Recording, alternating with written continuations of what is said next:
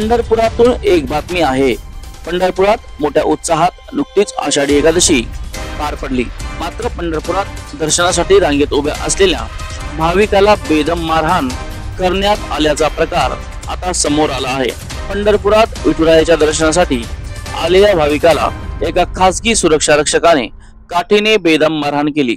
गोपाळपूर रोडवरील पत्राशेड येथील दर्शन बारेतील ही घटना आहे।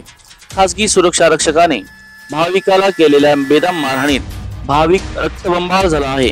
नागपूर येथील भाविकांच्या दंडावर पाठीवर या सुरक्षा रक्षकाने बेदम मारहाण केल्याच्या या घटनेनंतर भाविकांमधून तीव्र संताप व्यक्त करण्यात येत आहे। तर झालेल्या या घटनेनंतर सुरक्षा रक्षकावर कारवाईची मागणी देखील होत आहे। दरम्यान सुरक्षा रक्षकाला पोलिसांनी ताब्यात घेतल्याची प्राथमिक माहिती सध्या समोर येत आहे। तुम्हाला घडलेल्या प्रकारावर काय वाटतं ते कमेंट करून सांगा आणि नवनवीन व्हिडिओसाठी चॅनलला सबस्क्राइब करायला विसरू नका। धन्यवाद।